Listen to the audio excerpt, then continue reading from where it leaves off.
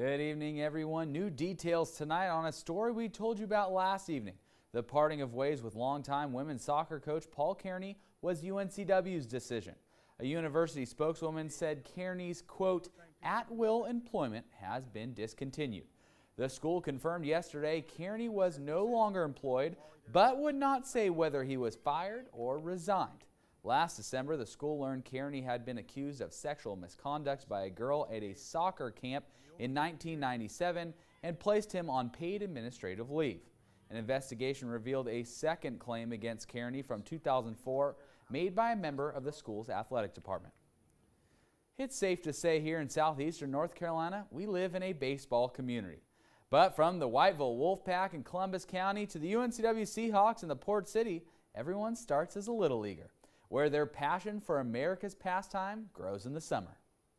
You just see that there's a love for this sport here. It's one that I think the parents enjoy. They love seeing it, and as a coach, when you see these kids develop, especially for us in a short amount of time getting together and seeing them develop and do some different things that we didn't see maybe during the regular season, to see them now doing it on this team is great. Once the regular season ends for Little League, it's right back to the fields for Summer All-Stars. Baseball continues to grow in popularity in our area for the players, coaches, and parents alike. It's a commitment for sure. I mean, they have a lot of time that they're spending here at the ball field every day, just about. But they're definitely putting in the hard work to try to come together as a team, because all these boys have played on different teams throughout the season, and so they're trying to come together as a team so we can make a showing at the All-Stars. We see the stars from across the world compete every year in the Little League World Series in Pennsylvania. And for this Wilmington All-Star team, they're taking the first step towards that this weekend when their players from 8 to 11 compete in Wilson. It's a lot of fun. The kids enjoy it. Wilson has a beautiful facility up there. They got a stadium that's like a little mini Williamsport. The kids just love it. They eat it up, and they get a little nervous playing in that stadium, but they enjoy it.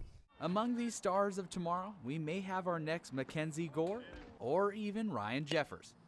Having such success in the high school and college ranks in the area and the state helps motivate these players and keeps the dream alive that even as a player from southeastern North Carolina, you could play under the bright lights one day too.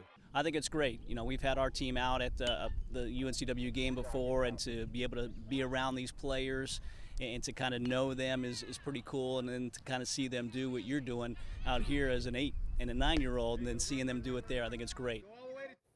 Seems like just a few weeks ago the Warriors were celebrating their 3rd championship in 4 years, and I guess it was. But tonight the NBA's was back in focus for the 2018 draft in Brooklyn, New York.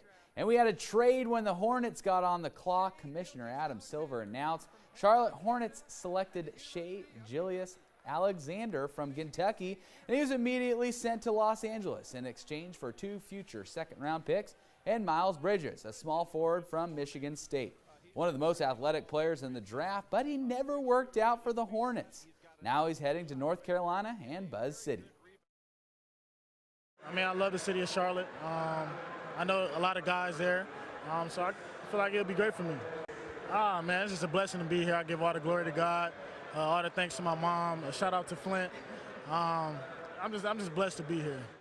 Now the Hornets are picking right this second, folks, and they're also picking 55th overall after the trades. But they also traded with Atlanta to acquire Raleigh native Devontae Graham, who played his college ball at Kansas. Long before the Hornets made their picks, 2 Duke Blue Devils heard their names called. With the second pick in the draft, the Sacramento Kings drafted Marvin Bagley III. With the pick, Duke set an all-time record with a player picked in the top 3 of the draft for the 6th straight year. 5 picks later, the Chicago Bulls drafted Wendell Carter Jr. During his freshman season for the Blue Devils, he starred and led them to far runs. 2 Duke players picked in the top 10 together for the 3rd time in the last 16 years. It means the world. I also want to thank Jesus, man. He got me to this point. Without him, I wouldn't even be here. So I'm just blessed, man. I'm happy to be in Sacramento. It means a lot. You know, my dad, wanted to go to the NBA at some point. Didn't work out for him. Like you said, went overseas. and it's like he's living through me. And just for me to be able to walk across the stage, it's like it's a presence with me in him.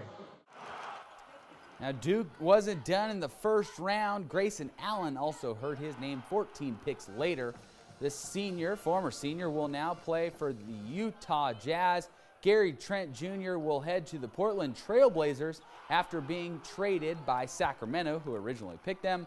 We expect to hear Trevon Juval's name before the night is over.